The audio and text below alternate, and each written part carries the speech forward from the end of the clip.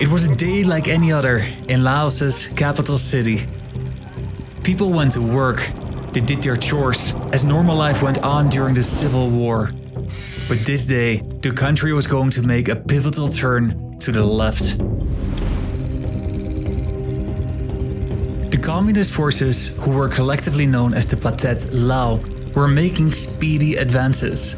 They were led by a member of the royal family, the half-brother of the king.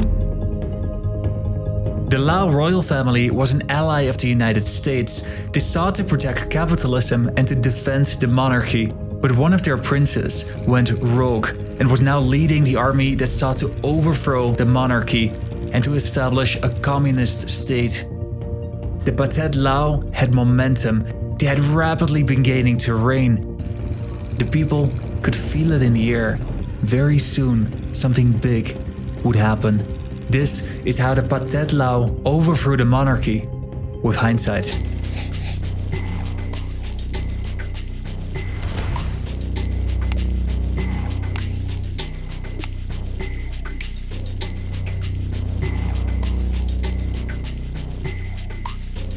The Japanese had administered the region during the Second World War, and after they surrendered, France attempted to reassert its dominion.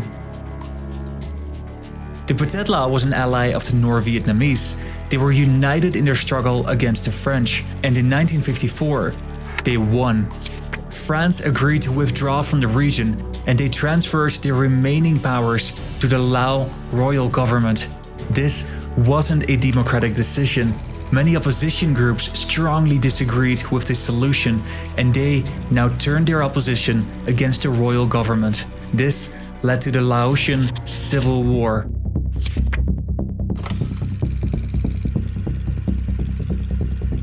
At that moment, Eisenhower was the president of the United States, and he committed millions of dollars in aid to the Royal Lao Government to suppress this communist uprising. But the Pathet Lao had their own allies. The North Vietnamese and its communist supporters helped fund the communist revolt, and a proxy war was born. The Pathet Lao controlled much of the lands bordering South Vietnam. These areas are covered in a thick rainforest, and the North Vietnamese used these terrains to transport their weapons and goods to the battlefields in North Vietnam. This supply route is called the Ho Chi Minh Trail, and it turned Laos into an increasingly important target for the United States. As a sovereign power, people desire to be independent, and it's also important because it borders the Mekong River, and quite obviously if Laos fell into communist hands, it would increase the danger along the northern frontiers of Thailand, would put additional pressure in Cambodia, and would put additional pressure in South Vietnam. In the early 60s, the US began its bombing campaign. There is not a country in the world that has been bombed as much as Laos. The United States dropped an equivalent of a plane load of bombs every 8 minutes for 24 hours per day, 9 years long. They targeted the supply routes of the North Vietnamese, as well as military targets of the Pathet Lao in northeastern Laos. The Laotian Civil War is inextricably connected to the Vietnam War.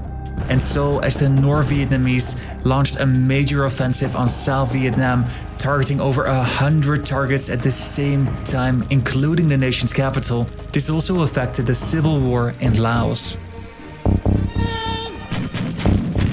The Pathet Lao took advantage of the diversion and launched a major offensive. They gained significant swaths of land, turning the tide of the war.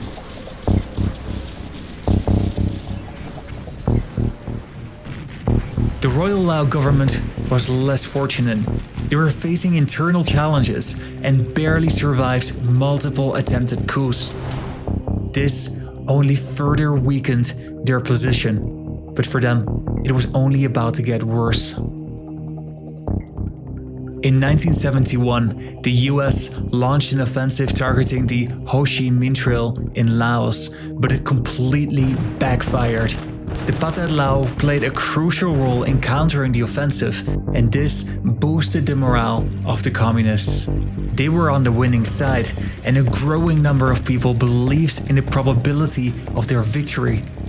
And then, the United States decided it was time to withdraw. The year is 1973, and the Vietnam peace agreements are signed. The US began to withdraw its troops, and the military aid to Laos was slowly drying up. This sparked the Pathet Lao to mobilize at large. The Royal Lao Government was weakened, and the communists were rapidly advancing towards victory. On December 2nd, 1975, they took the capital. In this momentous landmark moment, the 600-year-old tradition of the monarchy came to an end. The Red Prince stepped forward and became the first president of Laos. The Communist Party then completely reorganized the government. They collectivized agriculture, they nationalized industries, and they suppressed any political dissent. They led the country with an iron fist, and they persecuted anyone with ties to the previous government. Hey, this video here on the left talks about the last day of the war in Vietnam. Check it out, you might like it.